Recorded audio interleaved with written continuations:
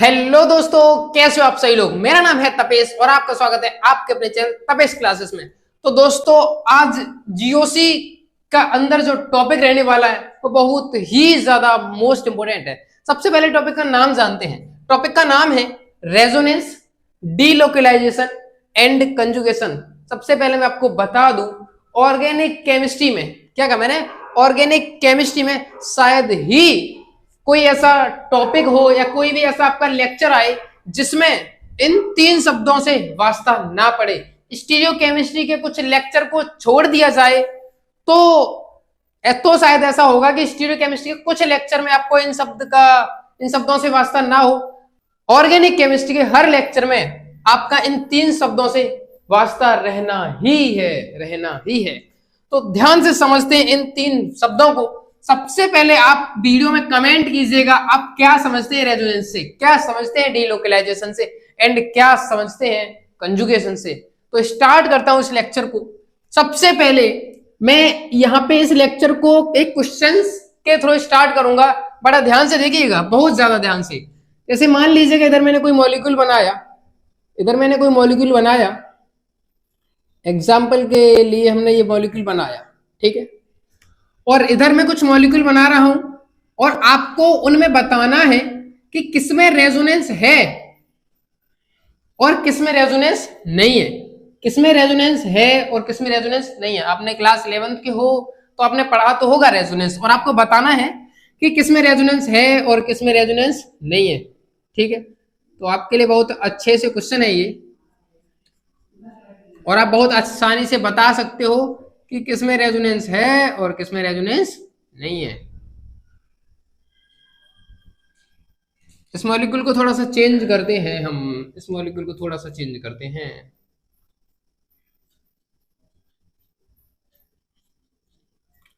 ठीक है, ये हमने कुछ मॉलिक्यूल बनाए हैं और आपको बताना है कि इसमें से किसमें रेजोनेंस है। और एक मॉलिक्यूल और बनाया हमने, ये केवल एक है, इसमें बताना है कि लास्ट वाले में रेजोनेंस है या नहीं है। यानी कि ये लिखे हैं यहाँ पे, एक लिखा है फर्स्ट, सेकंड, थर्ड, फोर्थ और फिफ्थ। इनमें आपको बताना है कि कौन से मॉलिक्यूल में रेजोनेंस है और कौन से मॉलिक्यूल में रेजोनेंस नहीं है। और ये भी बताना है कि कौन से मॉलिक्यूल में डीलोकलाइजेशन है और कौन से मॉलिक्यूल में डीलोकलाइजेशन नहीं है। तो आप पहले इसका आंसर कमेंट में दें कि first, second, third, fourth, fifth में किसमें रेजोनेंस है और किसमें डीलोकलाइजेशन है। तो आपने दे दिया होगा इसका आंसर। तो स्टार्ट करते हैं। अब इसका आंसर मैं ही बता रहा हूं, मेरा ही क्वेश्चन है। सबसे पहले मैं आपको बता दूं कि जब मैंने ये कहा कि किस मॉलिक्यूल में रेजोनेंस है और किस मॉलिक्यूल में रेजोनेंस नहीं है, तो सभी समझना कि आपका आंसर क्या आया होगा, मैं बताता हूं। तो आपने कहा ये होगा, ब्लैक मार्कर से मैं रेजोनेंस को बता रहा हूं और जब मैं ब्लू यूज करूंगा तो डीलोकलाइजेशन है या नहीं है, ठीक है। तो आपने कहा होगा कि रेजोनेंस इसमें नहीं है, आपका आंसर है ये मुझे पता है। और आपने कहा होगा कि यहाँ पे कंडीशन लगी हुई है डबल, यानी कि पाई सिग्मा लोन पेयर, ठीक है। तो आपने कहा होगा कि यहाँ पे रेजोनेंस है, ठीक है, सुनिएगा ध्यान से। और आपने कहा होगा डबल्स यानी कि पाई सिग्मा पाई, यहाँ पे रेजोनेंस है, सुनिएगा ध्यान से। आपके ही आंसर है मुझे पता है। और यहाँ पे कोई भी जो रूल होते हैं वो फॉलो नहीं हो रहे, तो आपने कहा होगा यहाँ पे रेजोनेंस नहीं है, ठीक है। और आपने ये भी कहा होगा कि यहाँ पे भी रेजोनेंस नहीं है।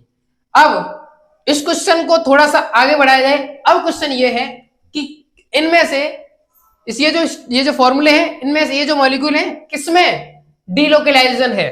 तो अब सुनते हैं, अब आपका आंसर क्या आया होगा कि इसमें भी डीलोकलाइजेशन नहीं है और इसमें है और इसमें तो है और इसमें भी नहीं है और इसमें भी नहीं है।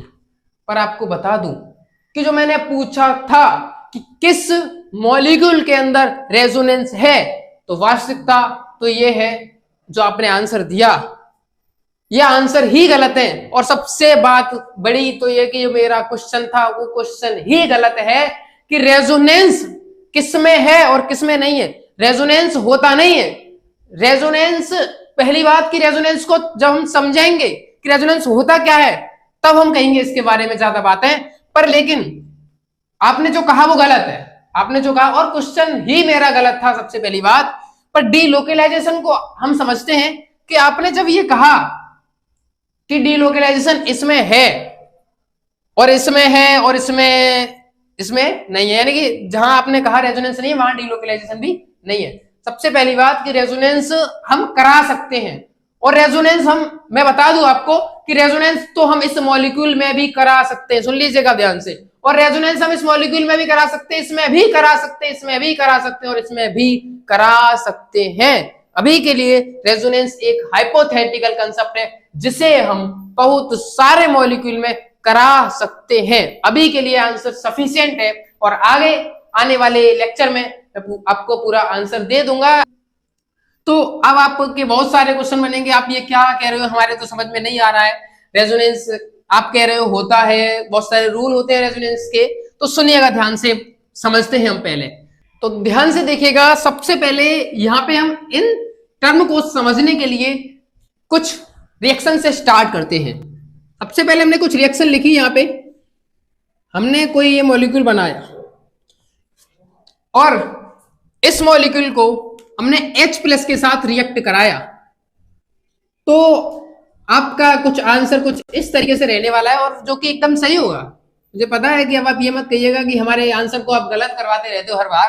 तो देखिएगा ध्यान से, यहाँ पे रहा क्या होगा, यानी हुआ क्या होगा कि ये जो पाई बॉन्ड है, इस पाई बॉन्ड के जो इलेक्ट्रॉन है ये इसने अटैक किया होगा इस H+ के पास, तो कुछ ऐसे बना होगा RC, और यहाँ पे सिंगल बॉन्ड आपने इंटरमीडिएट कुछ ऐसे बनाया होगा कि इसके ऊपर नेगेटिव आया होगा और इसके ऊपर पॉजिटिव आया होगा, और यहाँ H है और ये H+ जो वो नेगेटिव के साथ जुड़ गया होगा, तो कुछ ऐसे बना होगा। आपने कुछ ये प्रेडिक्ट किया है, ठीक है, और इसी मॉलिक्यूल को, और आपने यहाँ पे जो इंटरमीडिएट था वो मैंने बताया कुछ कैसे कैसे बना होगा। और अभी मैं कहूं कि अभी यहाँ पे एक और मॉलिक्यूल लिया जाए, और आपने जो भी यहाँ पे इंटरमीडिएट बनाया उसमें ऊपर नेगेटिव लिया, आपने ऐसा तो बिल्कुल नहीं कहा। अभी मैं एक और बनाता हूं, आपने ऐसा क्यों नहीं कहा, यहाँ पे O पर पॉजिटिव छोड़ा और इस H और यहाँ पे आपने लटकाया हुआ हो क्या H, यानी ये वाला जो H है आपने यहां बनाया हो।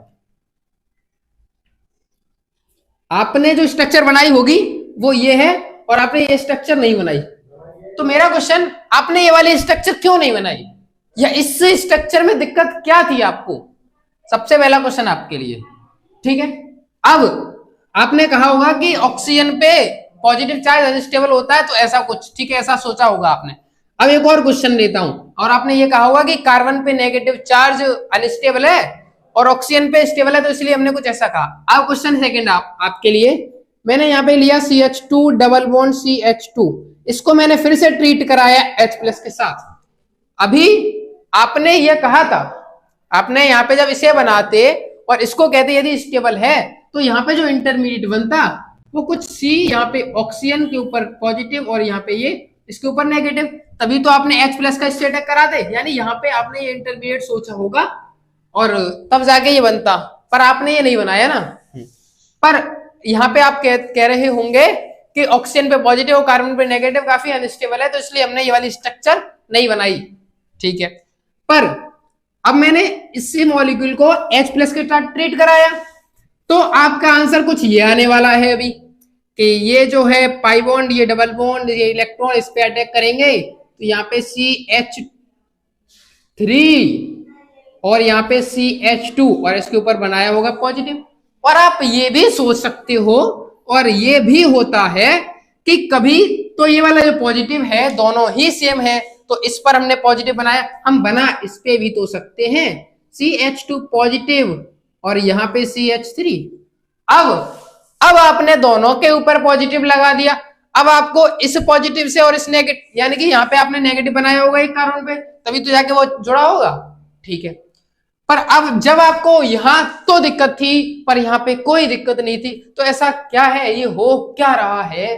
तो सुनिएगा ध्यान से, यहाँ पे जो क्वेश्चन था आपका कि ऐसा क्यों, सबसे पहली बात कि ये जो मॉलिक्यूल है किसका है? यदि यहाँ पे CH3 मान दें तो ये एसिटाल्डिहाइड का मॉलिक्यूल है। ये जो स्ट्रक्चर है, ये जिस मॉलिक्यूल की स्ट्रक्चर है, वो इसकी बहुत सारी प्रॉपर्टीज एक्सप्लेन नहीं करवा रही थी, इसलिए हम ये पता ही नहीं चल ये इसलिए हमें ये पता ही नहीं चल रहा कि कौन सा सही होगा कौन सा गलत होगा। तो पहले ये समझते हैं कि इस मॉलिक्यूल की कौन सी ऐसी स्ट्रक्चर होंगी जो हमें इसकी बहुत सारी प्रॉपर्टीज एक्सप्लेन कर सकें, बहुत सारी प्रॉपर्टीज एक्सप्लेन कर सकें। तो सुनिएगा ध्यान से, क्या क्या रहा होगा, कैसे कैसे क्या क्या कर रहे हो।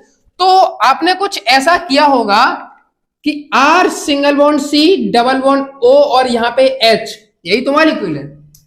तो आपने जब वो ये बनाया होगा ये वाला, तो कुछ ऐसे किया होगा ना कि आपने कहा होगा कि ऑक्सीजन मोर इलेक्ट्रोनेगेटिव, तो ये जो दो इलेक्ट्रॉन है ये दो इलेक्ट्रॉन ऊपर गए होंगे ऑक्सीजन मोर इलेक्ट्रोनेगेटिव होने के कारण। तो R सिंगल बॉन्ड C ये ऊपर गया होगा तो ऑक्सीजन के ऊपर नेगेटिव और यहाँ H और इसके ऊपर आ गया पॉजिटिव, और आपने ये 100% यही किया होगा। तो हुआ क्या है कि इसके ऊपर पॉजिटिव और इसके ऊपर नेगेटिव, फिर जाके हमारा H+ ने अटैक कर दिया। ठीक है, ये जो फिनोमिना हुआ कार्बन और ऑक्सीजन के बीच में जो डबल बॉन्ड है उसमें से जो पाई बॉन्ड के जो इलेक्ट्रॉन है वो ऑक्सीजन के ऊपर शिफ्ट हो गए। इस फिनोमिना को ही हम कहते हैं रेजोनेंस, और इसे हमने इस मॉलिक्यूल की स्ट्रक्चर समझने के लिए बना रहे हैं। इस मॉलिक्यूल की स्ट्रक्चर समझने के लिए ये जो फिनोमिना हम कर रहे हैं, ये हम मान रहे हैं, ये हम हाइपोथेटिकल कंसेप्ट है, ये हम मान रहे हैं कि इस मॉलिक्यूल की हमें रियल स्ट्रक्चर जाननी है कि जो कि इसकी बहुत सारी प्रॉपर्टीज एक्सप्लेन कर सके। जैसे कि H+ का अटैक अभी हम समझ ही नहीं पा रहे हैं कि कैसे कैसे रहा होगा। तो आपने इस मॉलिक्यूल को समझने के लिए आपने इसकी ये दो स्ट्रक्चर बनाई कि आपने सोचा होगा कि ऑक्सीजन मोर इलेक्ट्रोनेगेटिव कुछ ऐसा ऐसा रहा होगा, यानी कि हम ये समझ गए कि हमें इस मॉलिक्यूल की बहुत सारी प्रॉपर्टीज जाननी थी। और यानी नॉर्मली तो हमें ये वाली प्रॉपर्टीज जाननी थी कि H+ का अटैक करने के बाद ये वाला मॉलिक्यूल एग्जिस्ट कर रहा है, ये वाला मॉलिक्यूल एग्जिस्ट कर रहा है। तो यानी ये मॉलिक्यूल अपनी रियल फॉर्म में तो नहीं है, यानी कि इसकी जो रियल स्ट्रक्चर है वो कौन सी है। तो हमने इसे समझने के लिए हमने स्ट्रक्चर ये बनाई, इसको हमने कहा ये लुईस स्ट्रक्चर फर्स्ट और ये लुईस स्ट्रक्चर सेकंड। यानी कि इस मॉलिक्यूल की बहुत सारी प्रॉपर्टीज समझने के लिए कभी तो हमें इस स्ट्रक्चर की जरूरत पड़ती है, और इस मॉलिक्यूल की कभी बहुत सारी प्रॉपर्टीज समझने के लिए तो कभी हमें इसकी जरूरत पड़ती है। यानी कुछ प्रॉपर्टीज समझने के लिए हमें इसकी जरूरत पड़ती है और कुछ प्रॉपर्टीज समझने के लिए हमें इसकी जरूरत पड़ती है। जैसे इस मॉलिक्यूल की इस वाली स्ट्रक्चर से हम समझ सकते हैं CO की बॉन्ड लेंथ को, और इस मॉलिक्यूल की इस वाली स्ट्रक्चर से हम समझ सकते हैं H+ का अटैक। इसका अटैक यदि ये मॉलिक्यूल इस फॉर्म में एग्जिस्ट ना करता, ये मॉलिक्यूल यदि इस फॉर्म में एग्जिस्ट ना करता तो क्या H+ का अटैक हम समझ पाते? तो क्या हम H+ का अटैक हम समझ पाते? नहीं समझ पाते। तो हम H+ का अटैक नहीं समझ पाते। और यदि ये मॉलिक्यूल इस फॉर्म में एग्जिस्ट नहीं करता तो क्या हम CO बॉन्ड की बॉन्ड लेंथ समझ पाते? नहीं समझ पाते। तो हम कह सकते हैं some properties can be explain, यानी बहुत सारी समझाता है ये, some properties can be explain by this structure first. तो देखिएगा ध्यान से कि ये जो मॉलिक्यूल है, इस मॉलिक्यूल की ये वाली स्ट्रक्चर बहुत सारी प्रॉपर्टीज हमें बताती है, और उसी मॉलिक्यूल की ये वाली स्ट्रक्चर बहुत सारी हमें प्रॉपर्टीज बता देती है। एग्जांपल के लिए यदि आपको CO बॉन्ड की बॉन्ड लेंथ मेजर करनी है तो वो इस वाली स्ट्रक्चर से पता चलती है। इस मॉलिक्यूल की इस वाली स्ट्रक्चर से CO बॉन्ड की बॉन्ड लेंथ पता चलती है। किसकी? CO की बॉन्ड लेंथ। ये जो CO की बॉन्ड लेंथ है, क्या बॉन्ड लेंथ आपको पता करनी होती है तो इस स्ट्रक्चर से पता चली थी। और यदि आपको इसका जो अटैक करना था, इसका जो अटैक था, यहां पे कुछ हमने नेगेटिव बनाया, इस पे पॉजिटिव बनाया, यहाँ पे H+ का अटैक यहाँ पे जो H+ का अटैक हुआ था वो मैं इससे पता चला था। यहाँ पे अटैक ऑन H+ का जो था वो मैं इस वाली स्ट्रक्चर से पता चला था। तो फिर से हमारा क्वेश्चन आता है, तो भाई क्वेश्चन हमारा फिर से आता है कि इस दोनों में से फिर से रियल कौन सी है। हमारा क्वेश्चन तो वही था कि जब हमने ये अटैक करना चाहा तो हमें पता चला कि ये वाला एग्जिस्ट कर रहा है, ये वाला नहीं कर रहा, तो फिर क्वेश्चन था रियल कौन सी है। हमने ये सब बहुत ये हमने बहुत कुछ किया, फिर भी हमें क्वेश्चन है कि रियल कौन सी है। आपको बता दूं, ना तो ये रियल है ना तो ये रियल है। फिर आप कहोगे कर क्या रहे हो, ना तो ये रियल है ना तो ये रियल है। तो मैं आपको बताऊं, रियल यानी कि वो होगी, वो एक स्ट्रक्चर रियल बनेगी जो जिसके अंदर इसका भी कंट्रीब्यूशन हो और इसका भी कंट्रीब्यूशन हो। तो इसका मतलब इन दोनों को मिलाओ। क्या कहा मैंने? इन दोनों को मिलाओ। और जब भी आप केमिस्ट्री में याद करो केमिकल बॉन्डिंग, जब भी हम वहां पे मिलाते थे तो केमिकल बॉन्डिंग में एक वर्ड आया था हाइब्रिडाइजेशन। क्या वर्ड आया था? हाइब्रिडाइजेशन। और हाइब्रिड स्ट्रक्चर क्या आया था? Hybrid structure. तो हमें कुछ पार्ट इसका लेना है, कुछ इसका लेना है, यानी कुछ कंट्रीब्यूट ये करेगा, कुछ कंट्रीब्यूट ये करेगा। तो उन स्ट्रक्चर को कहेंगे हम रेजोनेंस हाइब्रिड स्ट्रक्चर। क्या कहेंगे उन्हें? Resonance hybrid. तो वो स्ट्रक्चर कुछ इस तरीके से, रेजोनेंस हाइब्रिड। और वो स्ट्रक्चर कुछ किस तरीके से होने वाली है? R single bond C, single bond O और सिंगल बॉन्ड एच, यानी कुछ इस तरीके से रहेगी। ये डबल बॉन्ड ना तो यहाँ ये यानी कि ऑक्सीजन के ऊपर ना तो कंप्लीटली नेगेटिव ना कार्बन के ऊपर कंप्लीटली पॉजिटिव, तो हम इसे डॉट डॉट डॉट डॉट यानी फैला हुआ है। ऑक्सीजन के ऊपर पार्शियली नेगेटिव और कार्बन के ऊपर पार्शियली पॉजिटिव। तो क्या ये रियल है? इसे मैं रियल नहीं कह रहा हूं, इसे कहते हैं रेजोनेंस हाइब्रिड स्ट्रक्चर। इन्हें क्या कहते हैं? Resonance hybrid. रेजोनेंस हाइब्रिड क्या है? रेजोनेंस हाइब्रिड, जो कि इन दोनों की कंट्रीब्यूट, इन दोनों को मिलाने से बना है, इन दोनों को मिलाने से बना है। पर ये वाली स्ट्रक्चर हमें इस मॉलिक्यूल की बहुत सारी प्रॉपर्टी समझाती है, क्योंकि एक ही स्ट्रक्चर किसी मॉलिक्यूल की सभी प्रॉपर्टी समझा दे ऐसा तो नहीं है, ऐसा तो नहीं है। यानी यहाँ पे हमने ये जो डबल बॉन्ड है ये पूरी तरफ डिस्ट्रीब्यूट है, तो कुछ यहाँ पे रहा होगा तो इसके ऊपर ज्यादा डिस्ट्रीब्यूशन ऑक्सीजन की तरफ है 2 इलेक्ट्रॉन का, तो ऑक्सीजन के ऊपर पार्शियली माइनस और कार्बन के ऊपर पार्शियली प्लस। समझ में आया? ठीक है, अब थोड़ा सा आगे चलते हैं। तो ध्यान से देखिएगा अब कि ये हमने जो मॉलिक्यूल बनाया, ये R C double bond O single bond H, और ये आर इससे ये इसमें कुछ कन्वर्ट जब हुआ था कि इसके ऊपर हमने नेगेटिव बनाया, इसके ऊपर पॉजिटिव बनाया, तो क्वेश्चन ये आता है मेरा कि इन दोनों के बीच में साइन, तो इसका मतलब ये मॉलिक्यूल कुछ इसमें एग्जिस्ट कर रहा है, कुछ इसमें एग्जिस्ट कर रहा है, तो ऐसा साइन आना चाहिए। इसका मतलब ये जो साइन है ये बता रहा है कि रियल, यानी ये जो मॉलिक्यूल है कुछ इस फॉर्म में एग्जिस्ट कर रहा है और ये कुछ फॉर्म में एग्जिस्ट करता है। पर याद करो अभी जो हमने कहा था, ये हमने माना था हाइपोथेटिकल कंसेप्ट कि हाँ उसकी इसकी प्रॉपर्टीज को समझने के लिए यह हमने किया था, ये हमने माना था, लेट एज्यूम किया था हाइपोथेटिकल।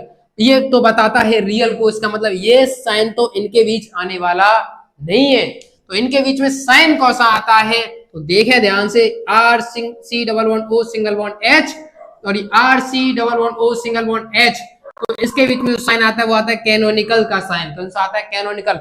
इन्हें बोलते हैं कैनोनिकल स्ट्रक्चर। क्या बोलते हैं? Canonical structure. क्या था यहाँ पे? क्या था? नेगेटिव और इसके ऊपर क्या था? पॉजिटिव। कैनोनिकल साइन है। कौन सा है? कैनोनिकल स्ट्रक्चर है। ये एक दूसरे की कौन सी स्ट्रक्चर है? Canonical structure. कैनोनिकल स्ट्रक्चर,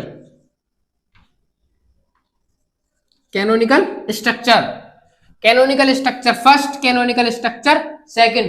कोई है इनमें से जो इसे मना कर दे कि कैनोनिकल स्ट्रक्चर नहीं है? ये है कैनोनिकल स्ट्रक्चर ही है, ही बोलते हैं रेजोनेटिंग स्ट्रक्चर। क्या बोलते हैं? Resonating structure. क्या बोलते हैं इन्हें? Resonating structure. जब हमने इस बॉन्ड को तोड़ा, ऊपर पहुंचाया, ये हमने माना था हाइपोथेटिकल कंसेप्ट है एक रेजोनेंस। रेजोनेंस क्या है? एक हाइपोथेटिकल कंसेप्ट जिसमें हम किसी मॉलिक्यूल की बहुत सारी प्रॉपर्टीज को समझने के लिए canonical structure, resonance structure draw करते हैं। वही क्या है हमारा? रेजोनेंस। रेजोनेंस है क्या? एक हाइपोथेटिकल कंसेप्ट।